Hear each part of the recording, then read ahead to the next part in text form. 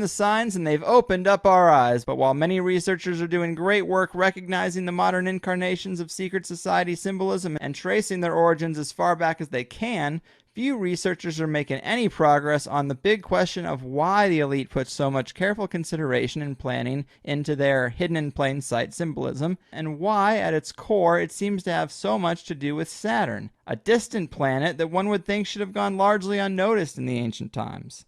Well, today's guest, Troy McLaughlin, puts the big unanswered why front and center in his research and has identified what he has called the Saturn death cult, which is also the name of both his book and website covering the topic. I've been diving into it for a few weeks now, and I'm really psyched to have him here. Troy, my man, how the hell are you? I'm great, Greg. Pleasure to be with you on the show. Yeah, man, this is going to be fun. I mean, it is some dense material that is completely foreign to most people, but we've had several guests recently who've kind of talked about this worship or homage of Saturn among the elites, Sure. like Mr. Gates in his audiobook 𝐃oes, and even Robert Morningstar mentioned that Saturn used to be more star-like. And these threads have danced around the topic, but you're going straight for the jugular here, man. And I think the best way to dive in to examine the reason for this fixation on Saturn among the elites is you got to walk us through your timeline of how you see the early solar system, because we know this symbology has something to do with hidden knowledge about the ancient past, and it seems like you might have cracked this case, right, Troy? Well, I hope so. The book that I wrote, Saturn Death Cult, is largely inspired by a theory called Saturn theory, part of the electric universe model when it comes to looking at the cosmology associated with our solar system. But basically, Saturn Death Cult introduces the radical concept that ancient world mythology is actually the human witnessed record of a massively catastrophic rearrangement of the solar system into its current configuration. A rearrangement which, from the perspective of those witnessing it on Earth, saw the planet Saturn, which at that time was a sub-brown dwarf star, dislodged as Earth's original sun and replaced by our current sun. Now, this catastrophic episode is often referred to as Doomsday, and the events of that time are now subsequently indelibly imprinted into the human corporate psyche, where the various archetypes at a subconscious level have in turn been exploited by certain belief systems to give credence to various control type belief systems, usually those that promote an elitist worldview.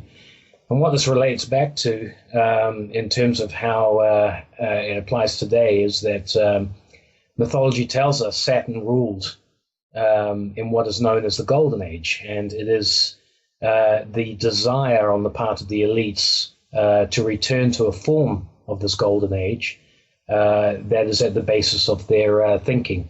And so what I hope to do with Saturn Death Cult is raise the reader's awareness as to the connection between these Saturnian-based belief systems and the emergence, ultimately, in our day, of the current debt-based financial system, as typified by today's central banking model.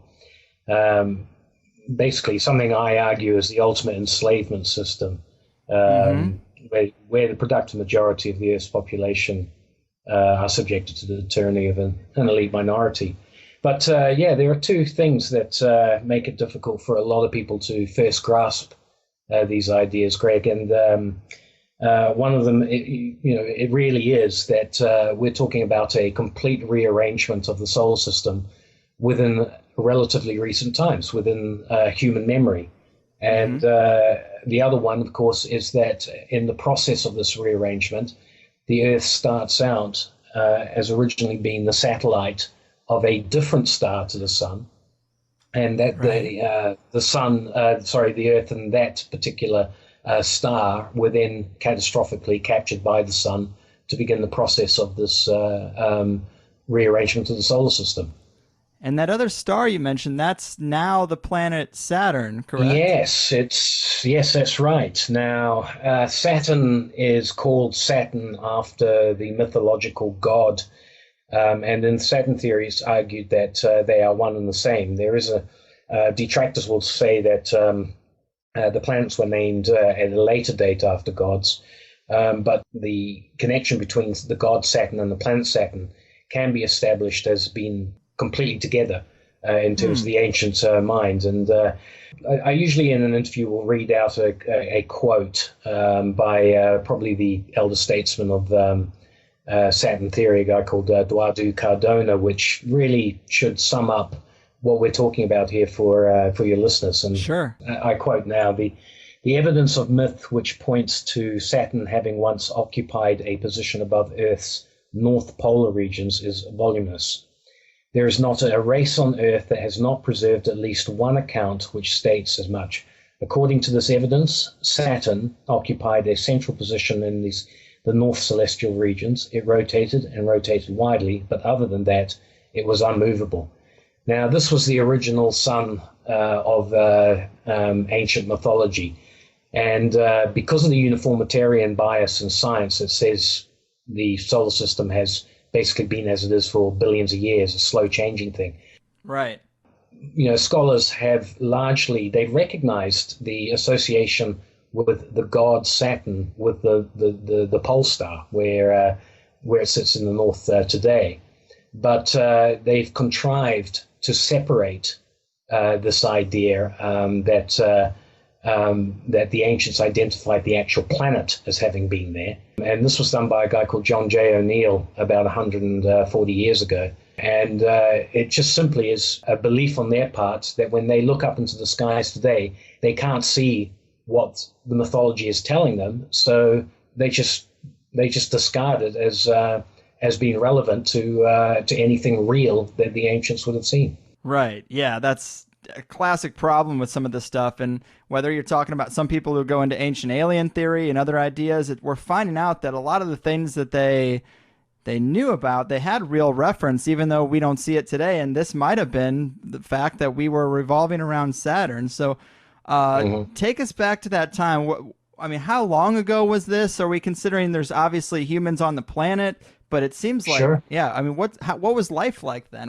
Okay, so what we're basically talking about is life under a sub-brown dwarf star. Now, I think what we need to do is, for the benefit of the listeners, is come to an understanding of what that actually means, what a sub-brown dwarf star is, and how a satellite, particularly one that could support life, could exist on something like that. Now, there is a physicist who is one of the more preeminent thinkers in the electric universe paradigm, who has stated as such that if you were looking for life outside the solar system, you would probably be best looking to see if you could find it around a sub-brown dwarf star.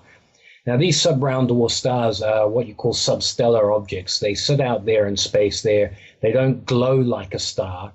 Then, according to mainstream theory, they're not heavy enough to ignite the supposed nuclear furnace that drives our main sequence star, the sun.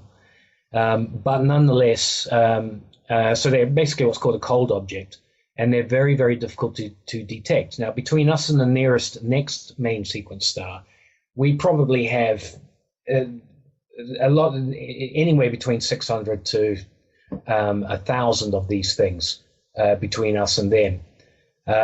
And so therefore, what Wallace Thornhill argues is that if we went looking and applied electric universe principles to sub-brown dwarf stars that are much closer, what we would find is an object that has what's called a plasma sheath wrapped around it. Now, I have to just give a little bit of a lesson in electric universe here. Yeah. Okay.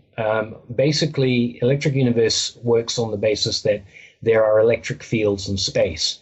And when objects of a different charge move through a much more positively charged electric space, they develop what's called a Langmuir sheath or a plasma sheath around it. This is something that can be demonstrated in labs and is known to all electrical engineers.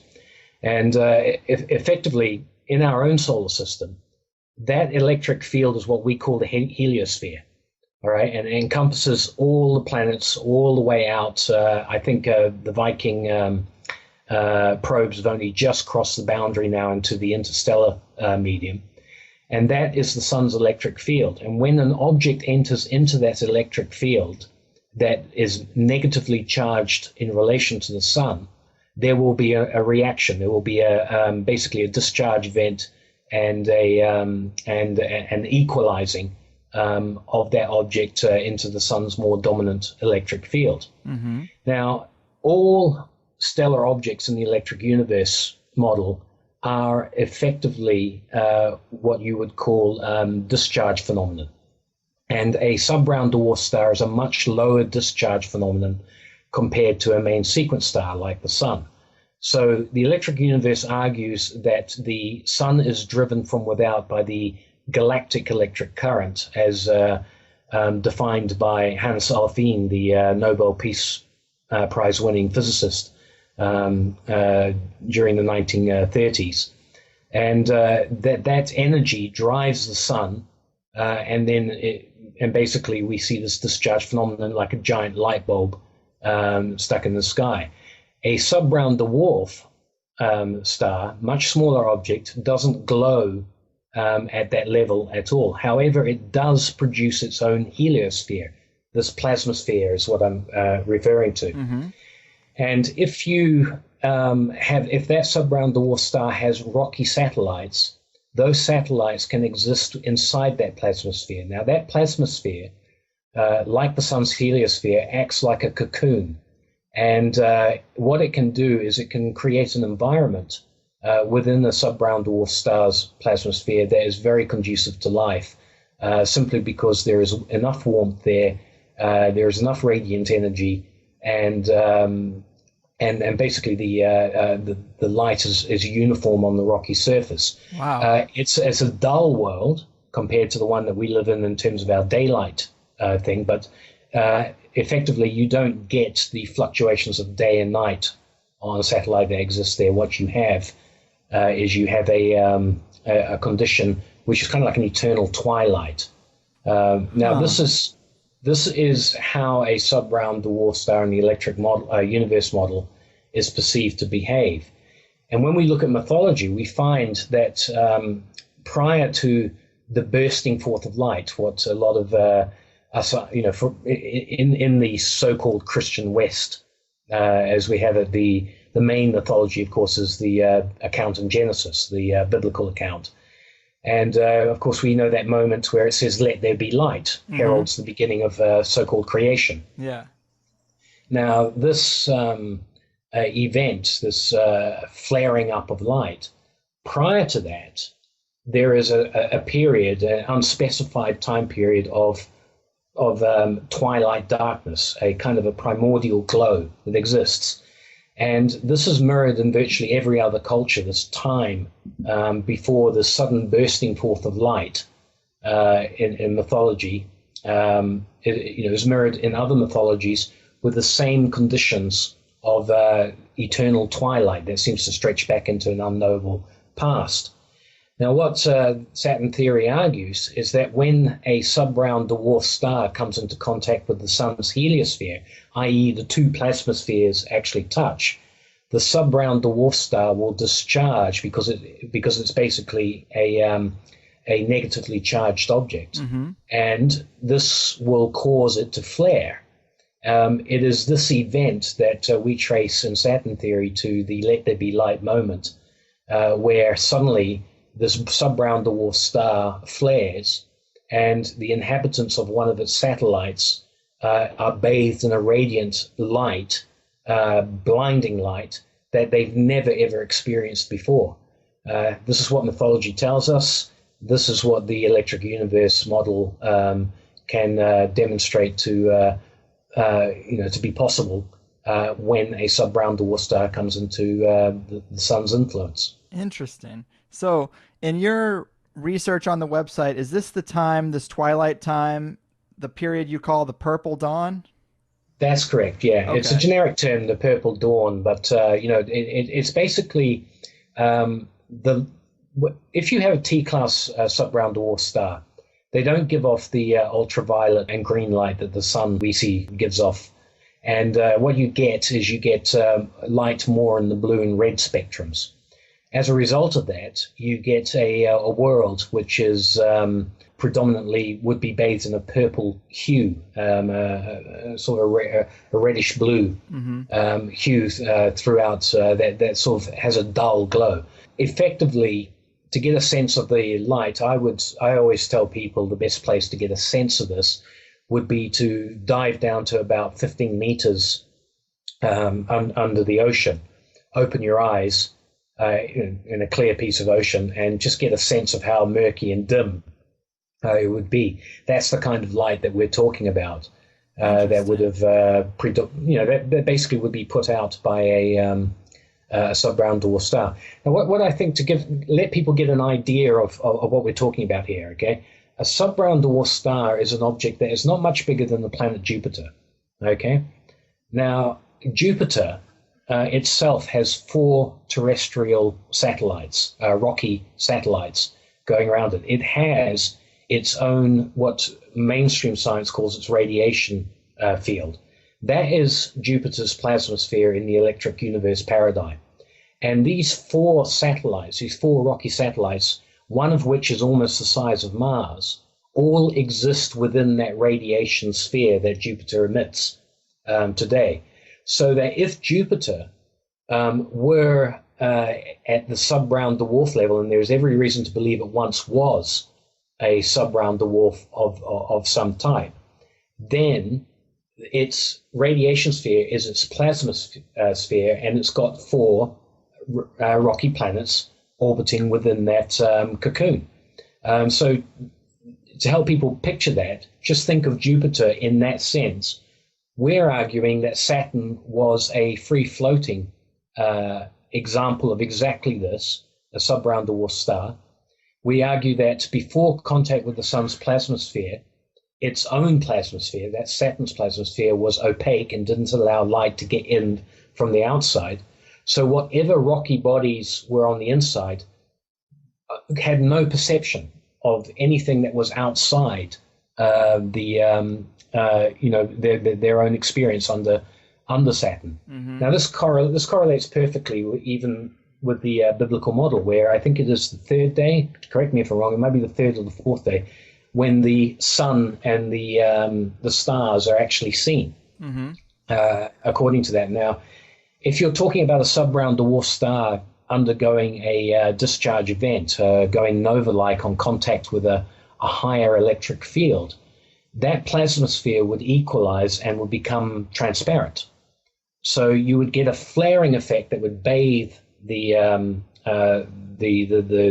terrestrial body inside in brilliant light. When that light settles down as the sub-brown dwarf star equalizes, the opaque plasmasphere has been made transparent, and suddenly the whole of the cosmos is now able to be seen. And again, this correlates very nicely with the mythological record, where in many of the cultures, and I'm talking about all around the world, not just the Western traditions and so on, the sun is a non-existent sun, then it is a distant sun before it finally comes into its place of prominence. In the meantime, Saturn has flared, and then over a period of time it loses its position as the dominant object in the Earth's sky. Wow. See, this is really interesting, but how long do these changes take to occur? Because we are so used to this paradigm that it takes millions and billions of years for change to occur, and that, life can't exist if the temperature were to raise 10 degrees or lower 10 degrees. Apparently, we're made to think that we're in this very slim sliver of possibility where life could exist, and to hear that celestial bodies are bouncing around all over the place, it seems so foreign from the traditional concept. Sure. The uniformitarian prejudice that there is in science, the idea that things only change over gradual, extended periods of times, it's the dominant train of thought. Right. And this mitigates strenuously against it. Saturn theory is largely born out of comparative mythology. It is the electric universe model that has developed after comparative mythologists started looking and saying, hey, the ancients saw a different sky, but that's impossible. They couldn't have. All right. So what was it about the ancient sky that they saw? It must have been that they, usually it's discarded as overactive imaginations, ritualistic concerns and things like that. But the electric universe paradigm gives a model whereby suddenly you are no longer hemmed in or held to the ground, so to speak, by a gravity-only driven universe. Suddenly there's this other force out there that is transmitted by plasma, which is the most ubiquitous substance in the universe. And these electrical and electromagnetic forces override gravity in the process and provide a model for sudden changes. Now, the father of this kind of thought is a guy called Immanuel Velikovsky, and he pioneered this sort of work in a book called Worlds in Collision back in the 1950s.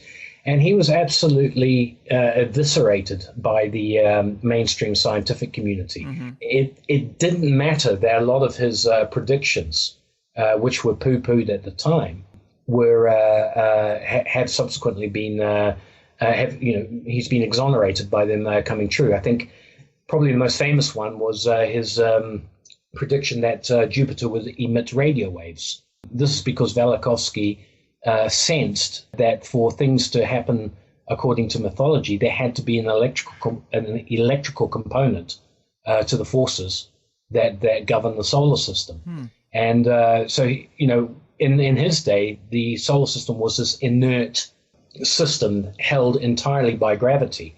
You couldn't get electrical potentials, in space.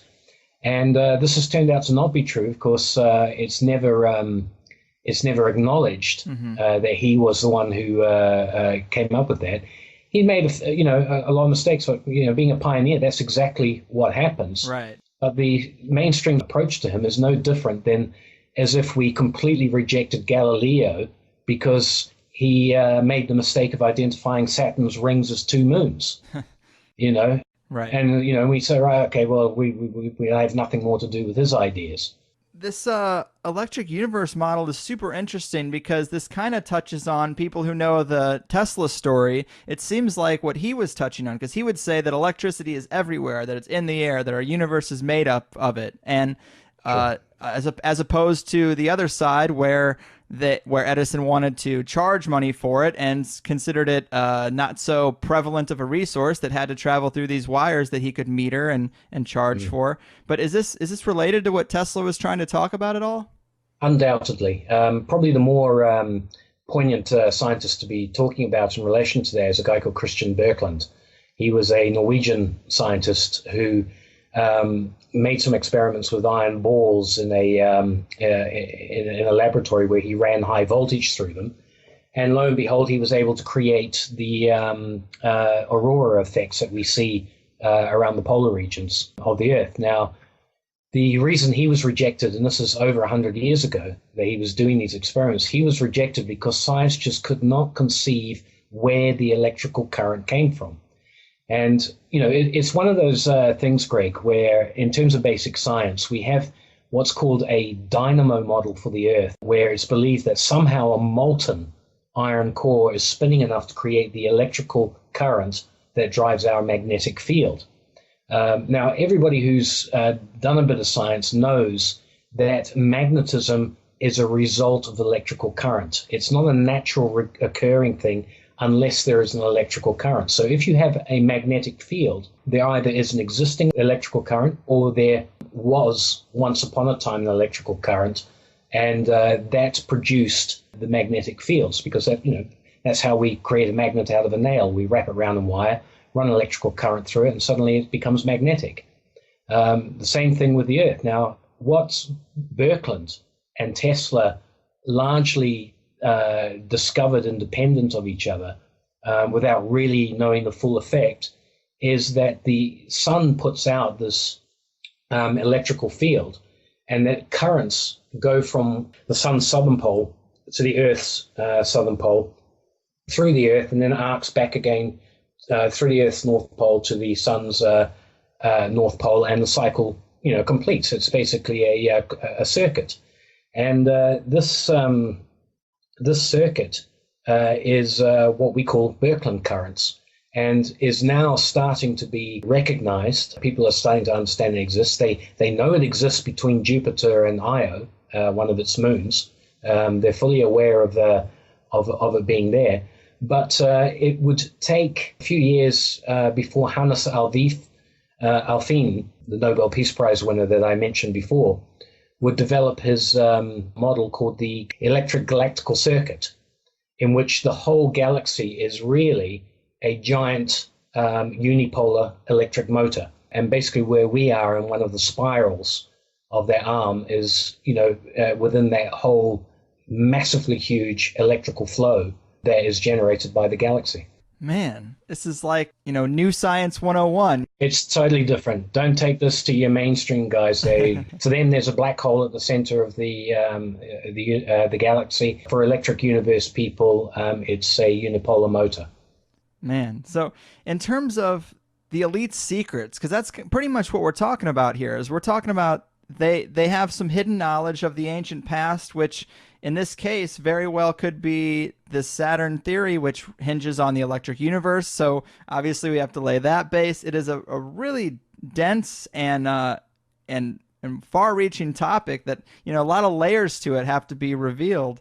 But let's talk about, I kind of want to know what life was like when it was still under Saturn. Like, what was it like environmentally on the Earth?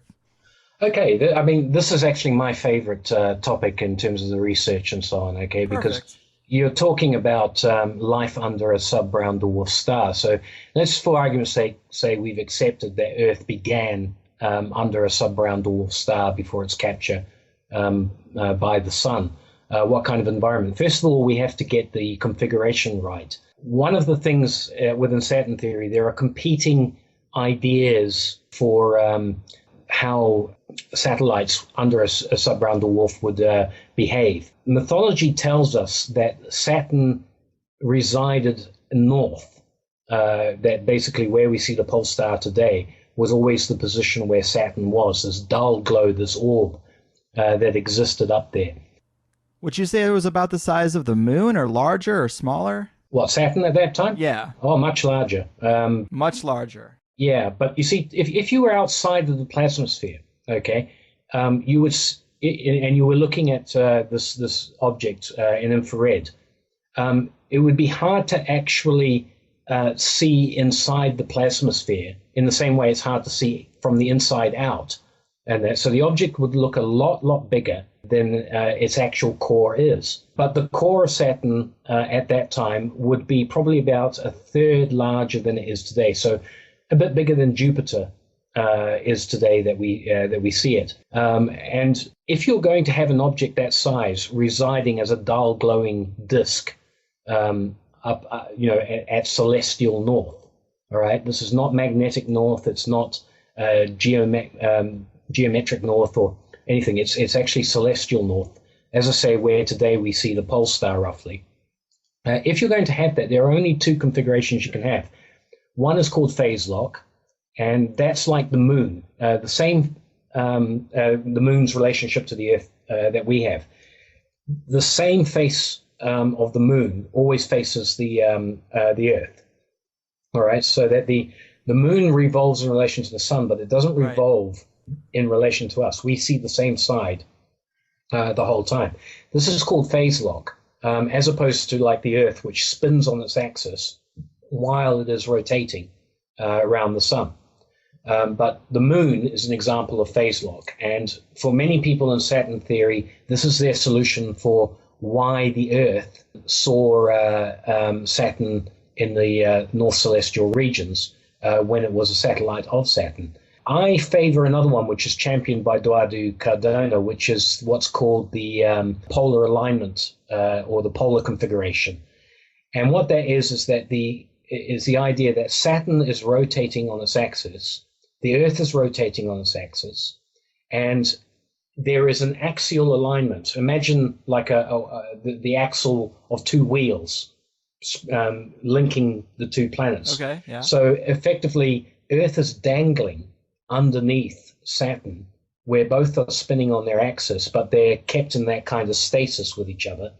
And subsequently, anybody on Earth would see Saturn always at its celestial north. If you were from Saturn's perspective, you would see Earth always in Saturn's celestial south. Huh. Would that make the poles warm?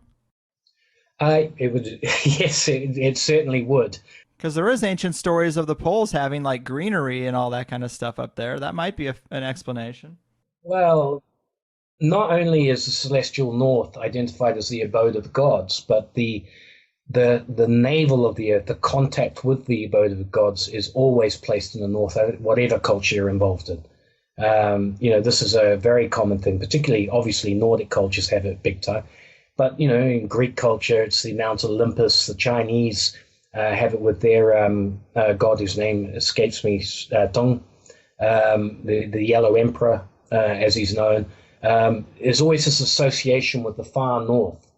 And the far north is often associated with kind of the origin of paradise, if you know what I mean.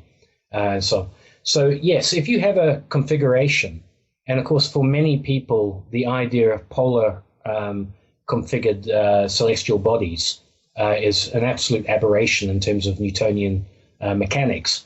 But in a recent book, along with a co-author, we've put out a paper that shows that actually in the universe as it is, what we see polar aligned bodies all over the place. It's just knowing what to look for. And we're talking about Herbig-Harab objects, which people can look up and go and see what they're about. But the point is that, yes, there is a physics for polar alignment, even if we haven't seen two actual planetary bodies engaged in that. But there are examples which we can get into later if we want to cover that. But let's say, for argument's sake, that we're in this polar environment. Yes, if Saturn is a sub-brown dwarf, the majority of its radiation would fall on the polar north of the Earth at that particular time.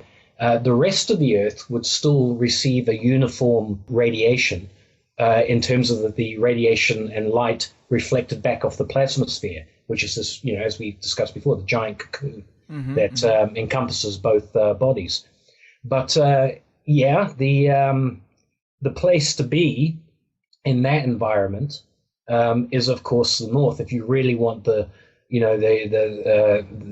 real resort area at that time, it's also the most dangerous place to be if the sub-brown dwarf goes unstable, and that's the problem with sub-brown dwarfs. They're not stable. They're not like our main sequence star, the sun. Sub-brown dwarfs are an unstable type of star, and they're prone to flare. So yes, you want to be there when the sub-brown dwarf star is quiet, but you wouldn't want to be there if it was affected in any way, if something, triggered it to flare in any way.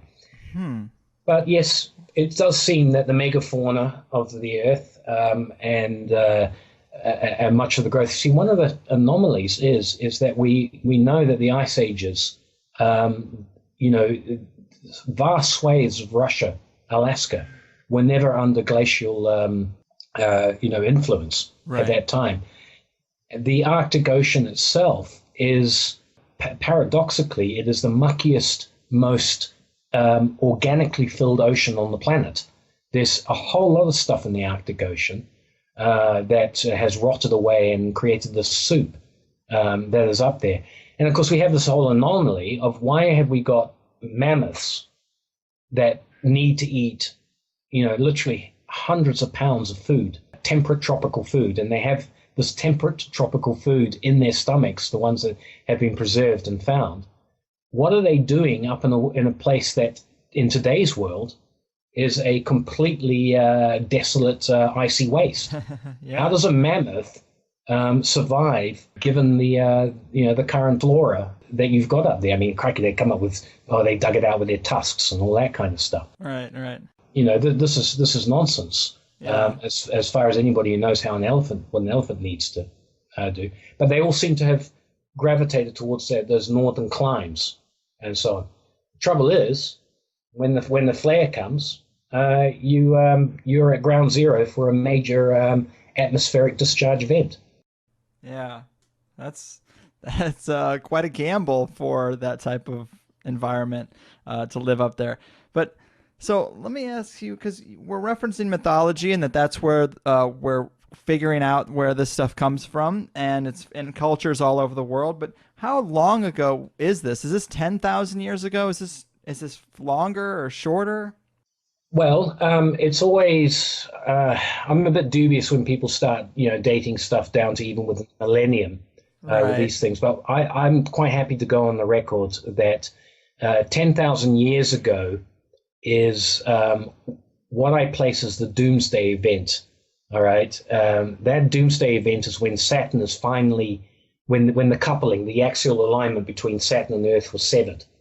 All right, and the Earth found itself on its own, now revolving around the main sequence star we call the Sun. All right, and Saturn is lost, is banished to the outer realms. Now, I put that event at around about 10,000 years ago. The beginning of what we call the Golden Age. In other words, that event marks the end of the Golden Age. So the Golden Age, and probably I believe, is a period anywhere between 1,000 and 5,000 years long. All right. Now that age represents the period of capture when the sub-brown dwarf star called that is to become Saturn is being captured by the Sun, still maintains its relationship with the Earth, and is sort of discharging, flaring, and creating this this glow on the Earth that, coupled with the Sun, introduces this brand new era, this entirely new environment for humans to experience. That golden age exists about, give or take 1,000 to 6,000 years. It's unclear as to how long that lasted. Prior to that, so getting on, let's say, 16,000 years ago, all right, prior to that is what we call the Purple Dawn era, this era that we refer to as when the Earth was entirely alone in its relationship to Saturn. There was no sun. Now, this coincides with extinction events with the megafauna, as they're called, the giant mammals that we see. Mm-hmm. And this brings up another aspect, Greg, in terms of life on an Earth-sized body under a sub-brown dwarf star. In the electric universe, gravity is an electrostatic phenomenon. It's not just simply mass and weight. This is complete heresy in mainstream science, so don't take it to your university professors or anything like that. But nonetheless, that's what the electric universe model stipulates as it is. As a result of that, it can be said that Earth under Saturn would have had a completely different gravity, a much less gravity. And it is this less gravity that allowed for mega-sized creatures, mega-sized flora to start existing. Dinosaurs and stuff too, I'm sure, right? Well, yes, because what you get, remember I told you a sub-brown dwarf star is a very variable, it has a tendency to flare and so on, all right? Mm-hmm. If you go back through time into this Purple Dawn time, and almost without exception, you find that all these creatures have a tendency towards nocturnal living, all right? It's one of those things that doesn't make much sense, on the Earth when you look at the way that they're constructed and what their eyesight and smell and so on is like. A lot of these creatures, including the dinosaurs, are best suited to a nocturnal environment. Now, if this sub-brown dwarf star is having periodic flare-ups, in other words, while it's drifting out there alone in space, it's meeting other objects, electrically speaking, and it has flare-ups, then you are going to get changes in gravity.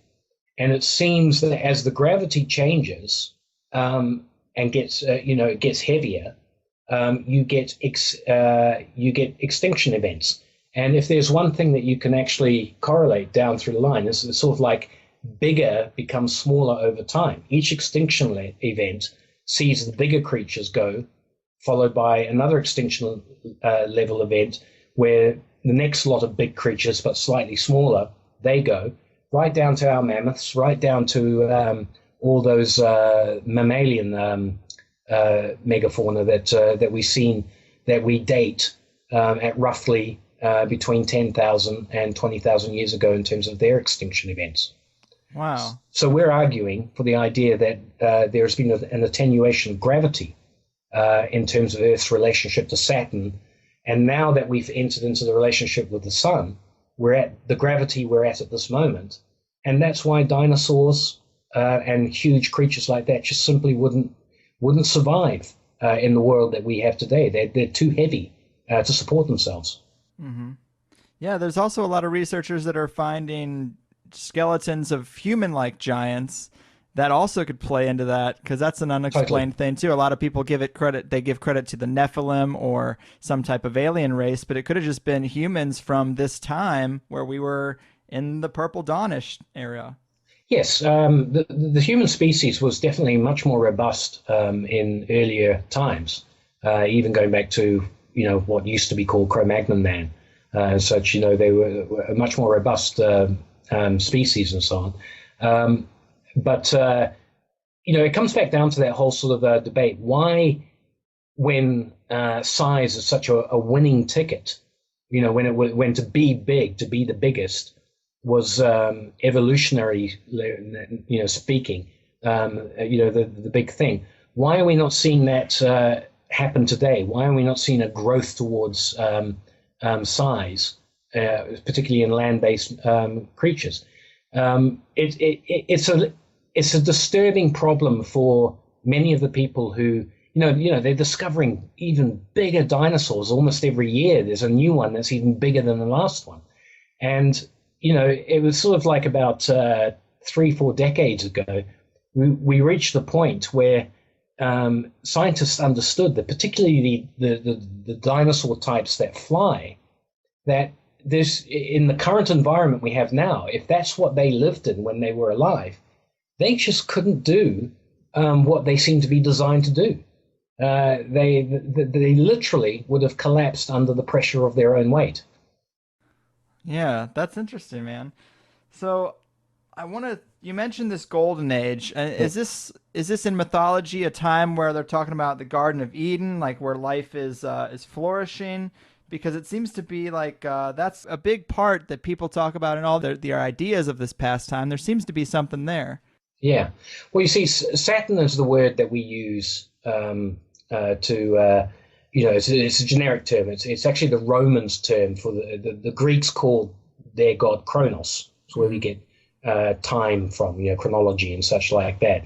I've got a list somewhere around here of all the different cultures' names for their version of Saturn. All right.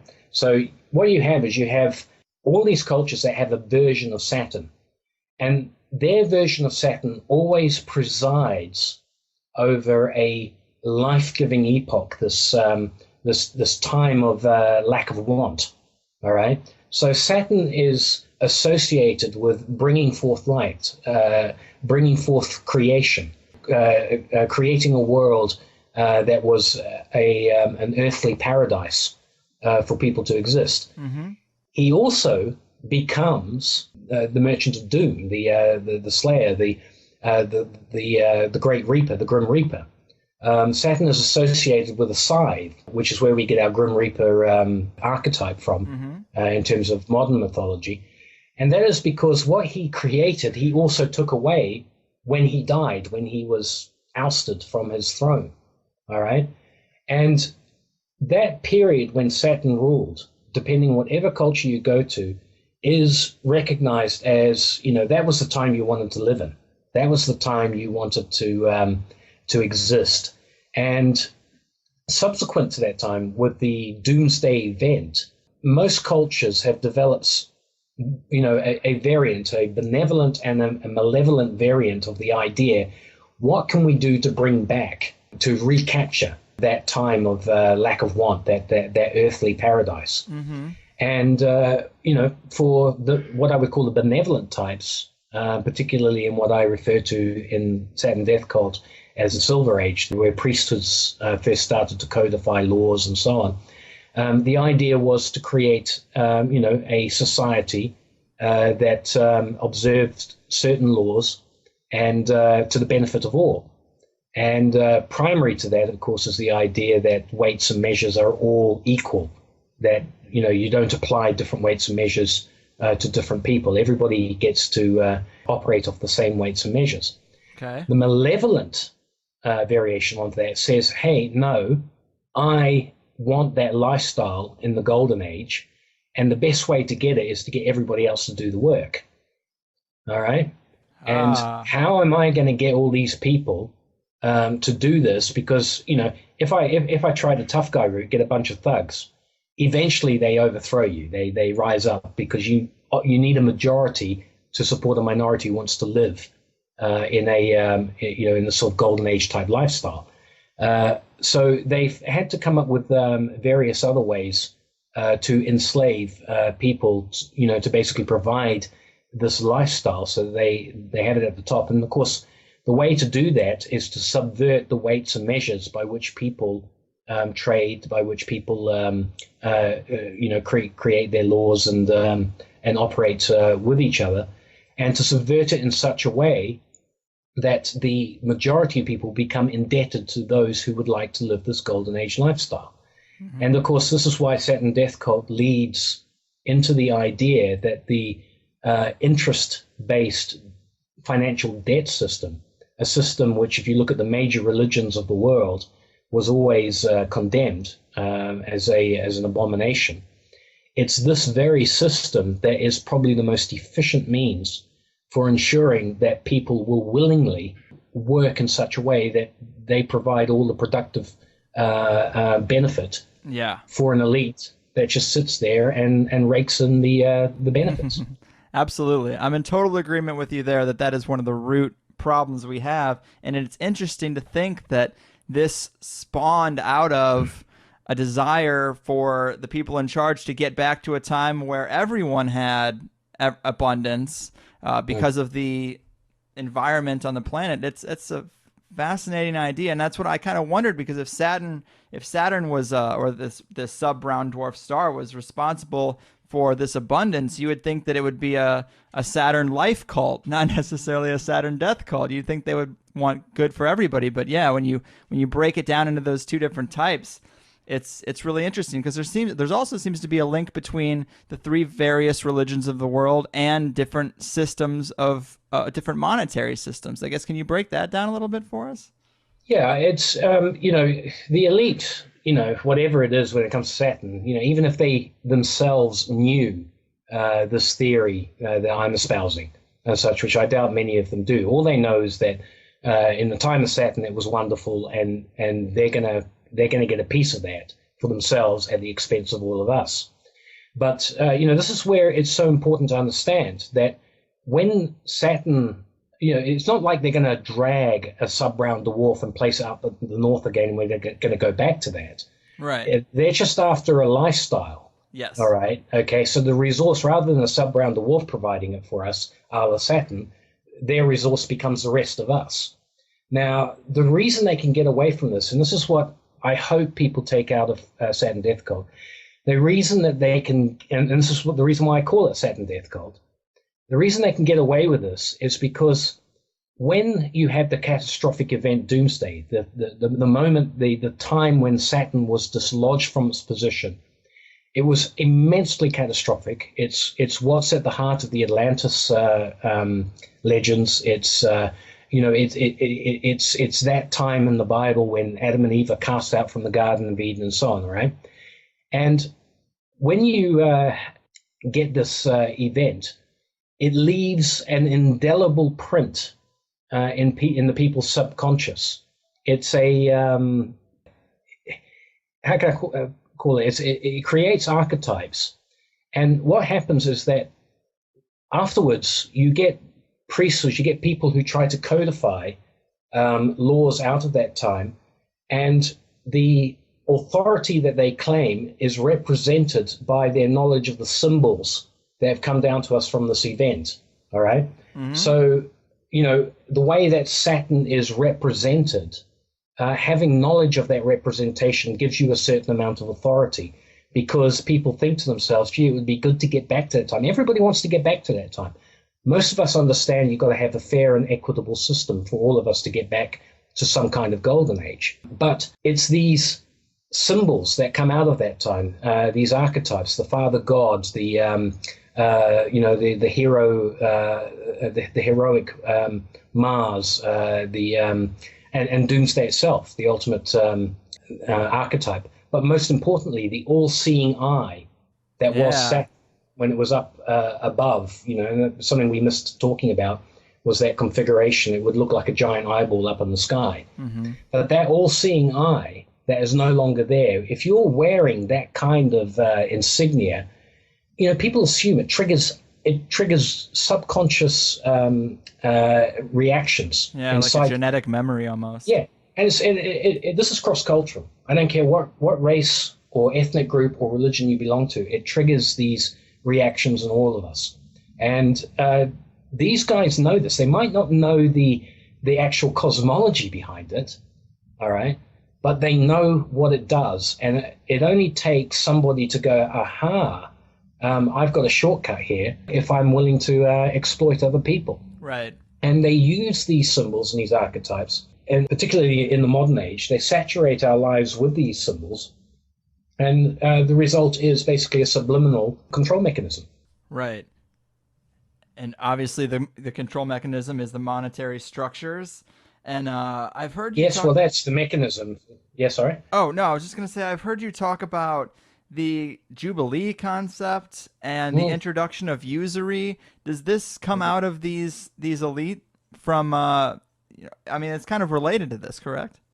Yeah, well, you see, if we take the what's called the Judeo-Christian thing, and I think most people listening here, anybody from the English-speaking world, sort of can grasp concepts from that tradition better than if I start talking about, let's say, Maori culture in New Zealand or Mesoamerican culture in South America. All right, okay. Right. But if we take that Judeo-Christian concept, all right, what we see is two competing systems. All right. One, a system that is considered to be of God and espoused by his prophets, his priests, and so on down the line. And then another system, which is sort of this economic system espoused by man and is represented by the city of Babylon, all right, or down through ancient time and so on. Now, if we just forget about all the biblical details and so on, what we're being told here is that there is a battle between a benevolent priesthood approach to understanding what it was that the Golden Age represented, all right, and what we can do to get back to a Golden Age. And then you have a subversive, malevolent system, which says basically that you can use the very same symbols and archetypes, but you can use them in such a way as to, to control people and so on.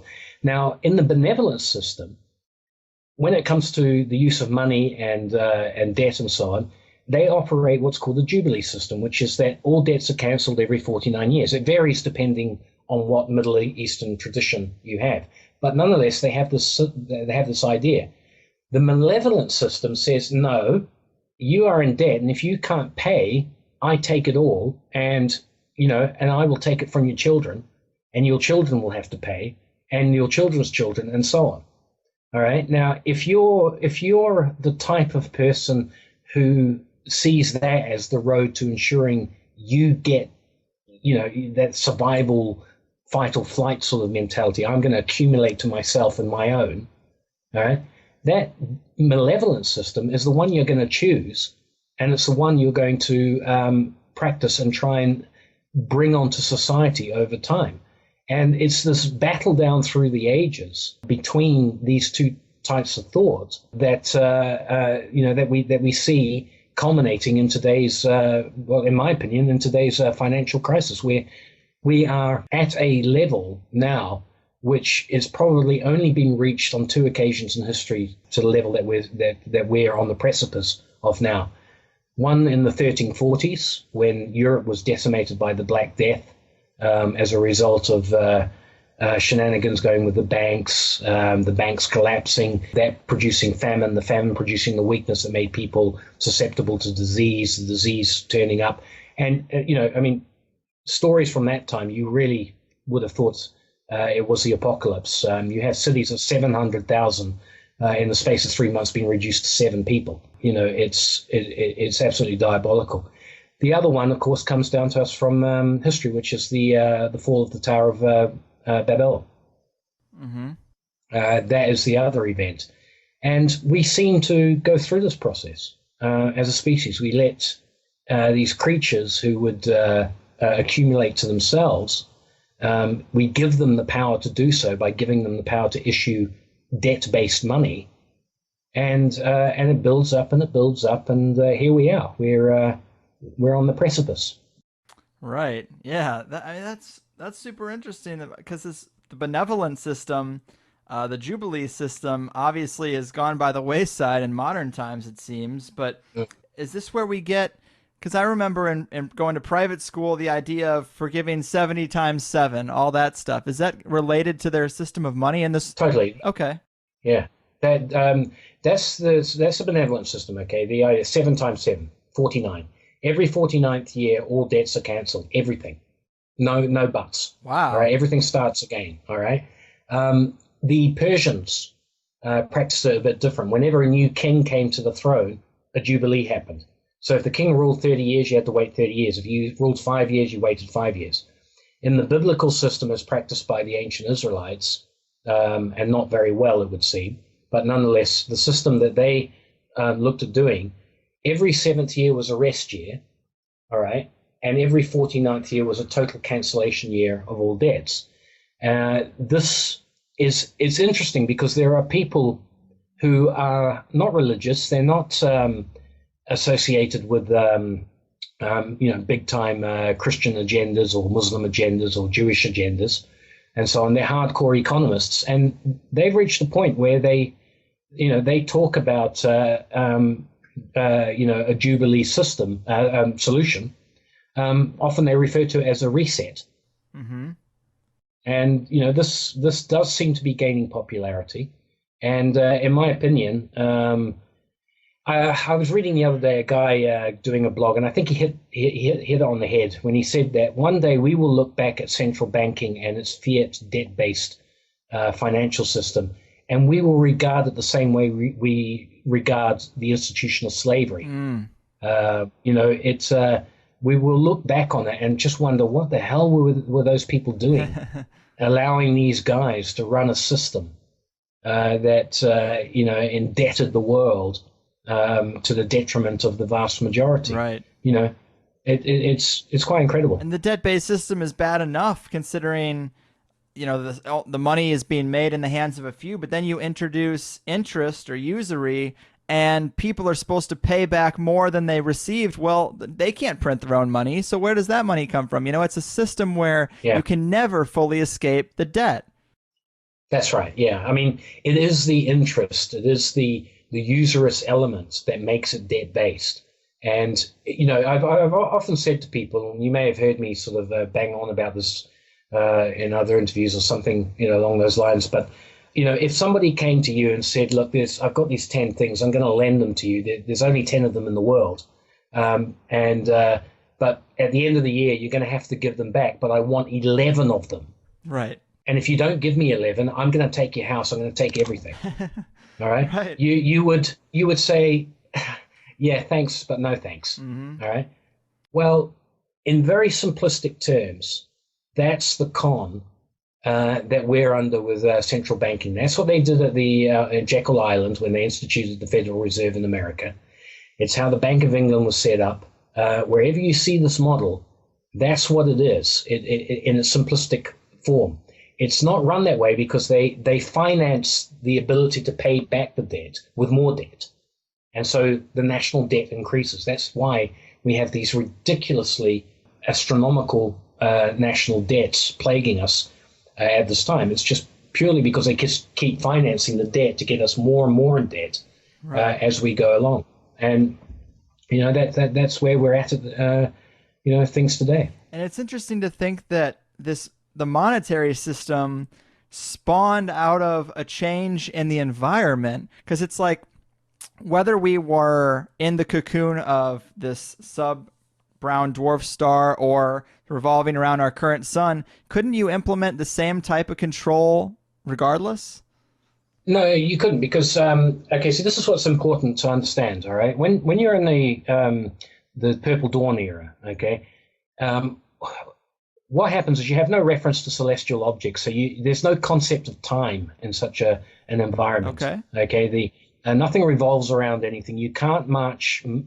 You can't create understand time. You can maybe do so at a very limited basis at a local level, but you can't sort of say to somebody, "Look, I'll see you in 5 days' time." All right. No reference. There aren't any days time or anything like that. Okay. Yeah. You don't have that capacity. Now that's how the Purple Dawn thing happens. But the thing is that you still have an environment, and this is getting back to our Earth at that time. You have an environment that is basically a one-season environment. So you have a perpetual harvest going on. Okay. And nobody can institute a system of enslavement on people when they can just simply move away and get food. Yeah. They don't have to worry about shelter because it's a very benign environment. There's very little wind and so on and that. But, you can't sort of, say that. When you get to the Golden Age, where the Saturn flares up and the sun makes its appearance and starts to encroach on Saturn's territory and knocks it out. But during that time, you still have vestiges of this one-season world. But also with the sun's warming rays coming in and so on, you still have this situation where food is abundant. You're not going to be able to blackmail people on the basis that that there is a scarcity of food. Okay, mm-hmm. And so what happens though is that because the cosmos is now being revealed at large, they can see the sun, they can see the stars, they have the full zodiac points of the of the constellations and so on like that. All this stuff allows people to create the concept of time. And with the concept of time, with measure, and that's why the Greeks that's why Saturn in the Greek, in most cultures, he's called the father of time, the god of time. Time is a measure, and once you start being able to measure things, you have the ability to create civilization. You move from just existing day to day and feeding yourself on what's available to this existence where you can measure, you can explore, you can map, you can survey your land, but you still lack for want. You've got food wherever you need it. There's there's no sort of shortage.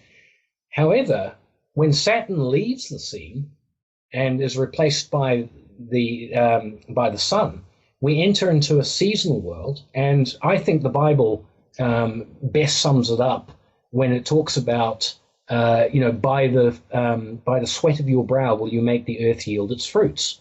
All right. So suddenly you've got to actually make an effort to get the fruits out of land, because for 6 months of the year nothing's growing. Mm-hmm. All right. Yeah. And with the introduction of that, you get the introduction of scarcity, and where you've got scarcity, you've got the potential for exploitation. Wow, that is a great explanation. It's so weird to think about, because I think about all the frustrating things of our modern society, and to think it would be rooted in that environmental change is just pretty new to me. It's pretty mind-blowing, man. Well, again, it comes back to that whole thing. You know, when you've been told the solar system has basically we've had the same sky for billions of years, even before humans existed. This is how the sky would have looked. The idea that you have a catastrophic rearrangement of the planets in general, mm-hmm. The idea that not only is there a rearrangement, but Saturn and Earth are actually interlopers. They're aliens coming in and being introduced into the mm-hmm. system. When you have all that as part of the process to explain why mythology tells us this change happened, it's all a bit, it almost sounds preposterous, right? To most people, and I think that's where the problem exists. Now, in writing Saturn Death Cult, I was aware that the same resources are available to me as there are to this culture I call the Saturn death cult, this culture that allows people to exploit others by utilizing archetypes and symbols. All right. Mm-hmm. And it's one of those things that I found, while it's a highly niche topic, by introducing these ideas, I also have those archetypes and symbols at my disposal. And it's funny because you're presenting the same symbols, but with a different explanation. And, it's my opinion that the result is that this tends to, I hear terms like, hey, it resonates with me, and it's all that. To me, it is just purely and simply that the archetypes are being triggered in your subconscious, but you're being presented with a way of thinking about them that has a natural explanation, rather than the way that some of the more nefarious examples, the more degenerative examples, the ones that go down the ritualistic route, present these very same symbols. And I think that appeals to people who, at least to people who aren't psychopaths. Mm-hmm, mm-hmm. Yeah, man. I wanted to ask you a little bit more about these two financial systems, because, of course, today we're dominated by the fractional reserve banking system. Is there any more details you have about the competition between these two systems? When did the benevolent system kind of disappear? Well, the benevolent system disappears, I believe, around about 600 BC, whereby it's, you really have to dig deep into, whichever text of whichever culture you're into. In the Judeo-Christian world, of course, we've got our biblical references, and the Muslim world also takes most of its, it's mostly informed from those very same references. Buddhism, Hinduism, Confucianism in China and so on also makes references to these kinds of systems where an interest-bearing system, money system, is decried. And it's there in the texts, but what happens is that you get a symbiosis develop between people who want to exploit the system by subverting the measure that is money, because that's what people have to understand. Money is a measure. It measures the work done. If we say something it costs $1, we're saying it's $1's worth of work has been put into that service or that good, and that's the measure of it. Okay, so if you subvert the measure, mm-hmm. You basically control how the measure is pays out.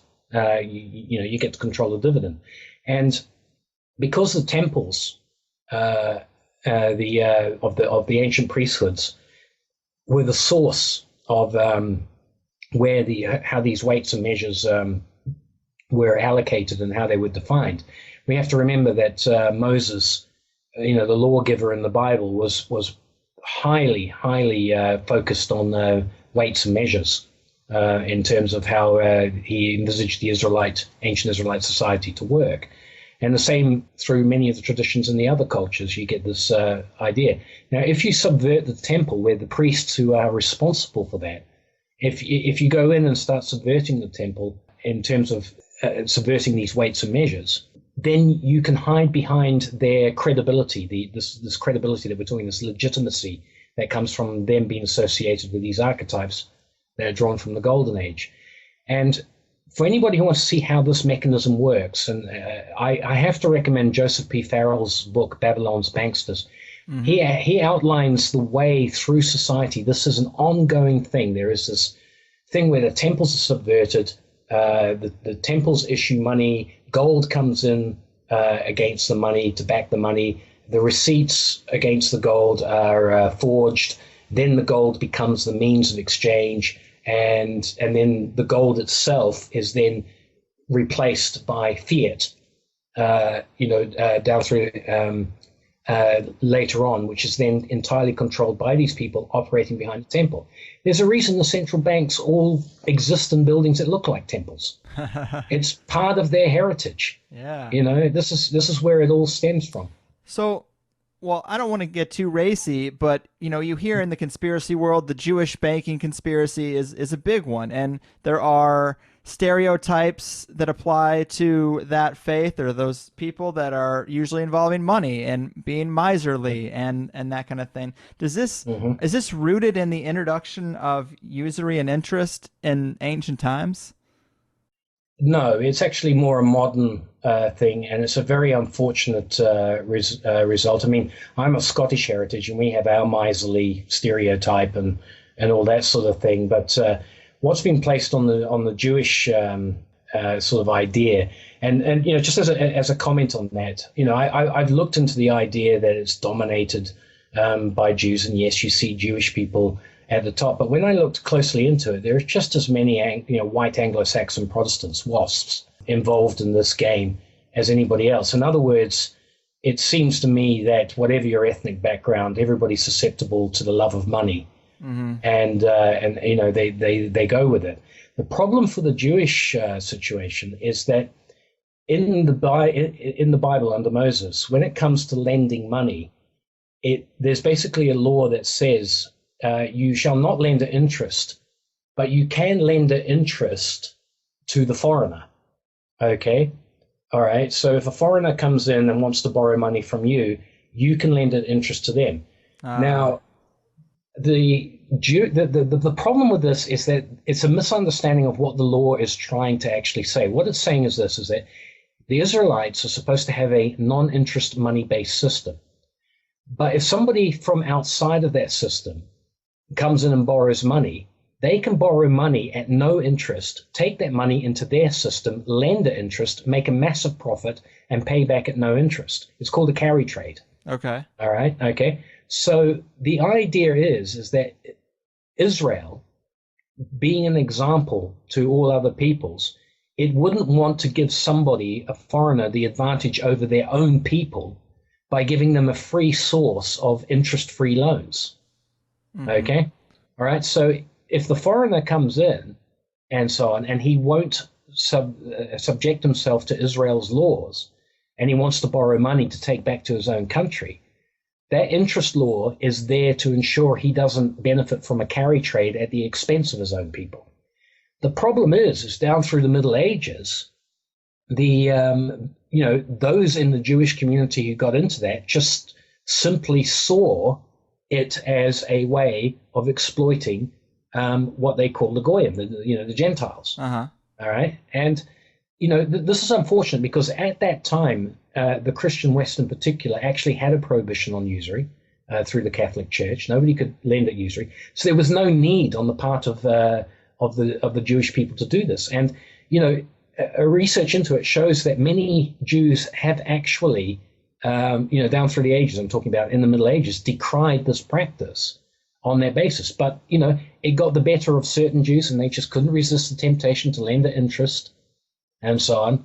And, and so subsequently the reputation in times of dire need, particularly the 1340s and so on, introduces a stereotype where people go, hey, it's the Jews' fault. But, if you go and look back at the 1340s, it weren't Jewish banks that were that created the situation in that collapse. These were Christian banking organizations. And, but unfortunately, it has stuck with that particular ethnic group. Now, the name Rothschild is always thrown up. And in Saturn Death Cult, anybody who reads Saturn Death Cult can see where I'm alluding to the Rothschild influence and so on down through things. The Rothschilds happen to be Jewish. They're not banking stalwarts because they're Jewish. They happen to be Jewish because the Rockefellers are not Jewish. And they're another lot that are dragged in on the whole sort of conspiracy side of things. Yes, the conspiracy, in my opinion, exists. It exists in a very nasty way. But it's a red herring, to go entirely down the Jewish line because, there are just as many Goyim out there who are quite happy to get in on the act. And that's a fair point. I mean, of course, no entire group of people is responsible for the acts of one member of their particular group or a small number of members. But it is weird that the themes of money and religion are so more connected than we give them credit for in modern times. And why shouldn't they be? Because they're probably the two most useful tools of control. So why wouldn't groups of people use both tools to reap the biggest rewards? Well, you see, when you write a book called Saturn Death Cult, something that sounds incredibly lurid, okay? Yeah. People obviously are expecting. I get a lot of people who say, where are the stories about satanic ritual sacrifice? All this sort of stuff. Where's the reference to the devil? Or this kind of thing. And I should say to anybody who's out there is in doubt, I personally, at a personal level, class myself a Christian, but my understanding is it is not the devil that is the root of all evil. It is the love of money that is designated as the root of all evil when it comes to biblical stuff. Whatever anybody's concept of a devil, of anybody's concept of a Satan is or whatever, it's actually he will exploit money more than whatever power he's supposed to have, if you know what I mean. Yeah. In other words, what I'm saying is that the love of money is actually identified as the root cause for all the problems that we have. And in that term, the love of money means the love of accumulating via debt. All right. Right. If you love money, you're never going to release somebody. You're never going to give forgiveness, in a Christian sense. And, this is what I think. It's a wonderful solution for me because it crosses all religious boundaries. It crosses all cultural boundaries. It crosses all racial boundaries. Right. It's a logic anybody can see. Yeah, I'm with you there. I think that's a good approach and a good philosophy. So, knowing what you know about the elite and this hidden history of the solar system and finance and Saturn, can you extrapolate any information on what the elite are planning for the future or how exactly they're trying to shape the next few years? Any ideas? Yeah, sure. Well, quite obviously, the adoption of the evolutionary idea, in the modern age, it basically means that the elite are planning the next evolutionary step. And instead of it coming through a messiah or a god or anything like that, some people will throw up Luciferianism or Illuminism as a credo behind all this. But effectively, what we're talking about is an evolutionary step facilitated by our own technological know-how and our own technical abilities. Some of this technology is rooted in ritual, particularly number-based ritual and so on. But the elite are looking to that next step where we inherit a golden age through our own means. And come hook or by crook, they are going to facilitate that. But to facilitate that, they need the resources of this world, and they need us to work those resources for them. Mm-hmm. So there is a technologically based transhuman theme to what I see developing in the world, this idea that our next evolutionary step, as the filmmaker Kubrick explored with 2001 Space Odyssey, to become star children, mm-hmm. And such. This is believed that they can sort of develop this through technological means and be masters of their own destiny.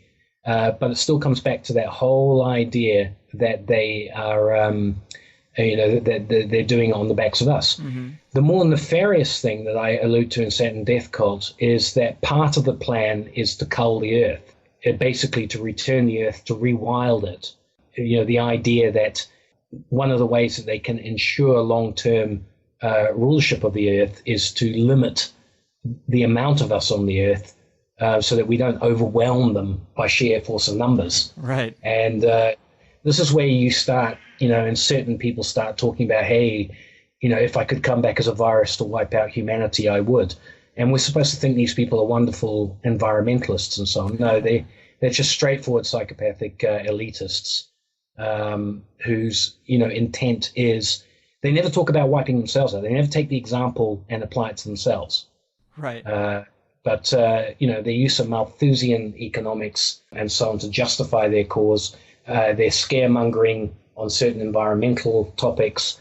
All this thing is designed to make us sort of believe, yeah, well, it was inevitable that, we're going to have to reduce ourselves from 9 billion in the future down to 500 million. Mm-hmm. That's a lot of people to go in one fell swoop. But Greg, it ties back into that whole thing. Hey, there was a doomsday once where a catastrophic event created those kinds of casualties on a percentage basis. Right. So why not have another one? Yeah, a simulated one. Why not bring in the new golden age with the same kind of event that destroyed the old golden age? Mm-hmm. And this is really interesting because the concept of wanting to be a god is always considered to be pretty taboo. And, black magic goes into that realm of, we want to try to create the universe. And this is interesting because with this depopulation agenda, you could see it as less people means less transfer of information, and they can usher in their own cataclysm. And I've heard some researchers in the breakaway civilization thread talk about ushering in a giant collapse and total disaster, and then they might head out to space for a few decades and come back as the new gods. And if that were true, if that was a real possibility, depopulation would be key, because you'd have to keep the information from being you'd have to keep it off the earth, keep people from transferring that information, so you could come back and then tell all these ignorant people the story and recreate this whole cycle that we might have been in for a long, long time. Yes, I think that's pretty well much on the money in terms of a plan, how advanced they are, how feasible it is on their behalf. I don't know. Where I differ from a lot of the breakaway civilization oriented, stories that utilize the breakaway civilization, I'm in full agreement with the idea that there is a breakaway civilization. Of that, I'm absolutely certain. But where I'm in disagreement is I actually do not believe they have any control over the current collapse. There are people who believe that they're purposefully collapsing the financial system. Uh-huh. I actually believe that is the miscalculation they've made, in this whole sort of deal, that it's actually getting away from them. And the reason that I believe that is because, I've developed a sort of an understanding, particularly through the writings of Joseph P. Farrell and so on, that there is a third influence in the world that is what you would call the Nazi International, the vestiges of that power base that was defeated supposedly in the Second World War, but has become a suprastate existence in the world. They have enormous financial clout, and right now you're seeing the marker that they put down at the end of the Second World War being called in. And this is why you have all these bailouts going on and so on. The Anglo-American banking elite are in an absolute panic. And basically, there is a growing influence. And, I've been on the record as far back as 2011 saying this, but coming out of China, coming out of Russia, there seems to be a different influence that is at odds with the Anglo-American banking establishment. Mm-hmm. And I honestly believe that, what we're seeing in Ukraine, what we're seeing in Syria, is at the very tip of the iceberg of what's actually going on in the struggle, where the Anglo-American banking elite are, they're basically on the way out. And I think that's a great thing.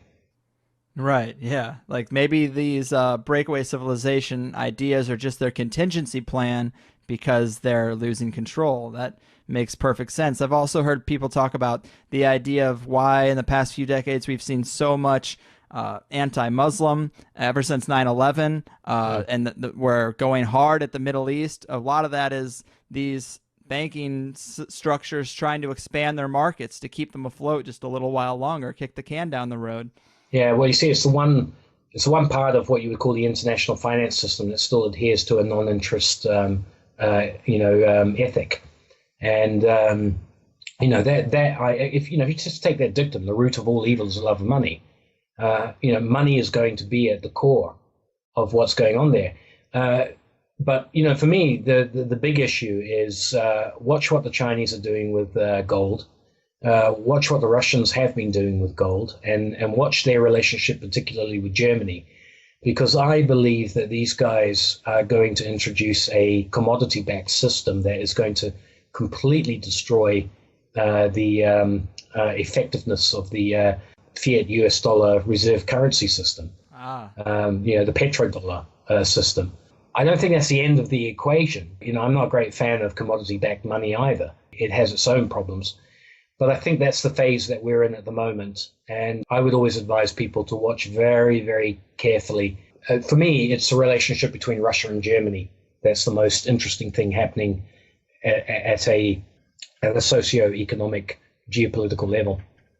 Yeah, and Germany's got a rich history of interesting financial structures. And man, we could just talk about this stuff all day. It has been super eye-opening. And in the beginning, I wasn't sure why the elite would want to keep this secret, because it's just like, oh, there used to be a different sun, big deal. But now, everything that they've built hinges on that. So to keep the one secret, it would all unravel. You hear people talk about that, a mountain of lies, one lie begets the next, and you're hot on the heels of revealing that truth.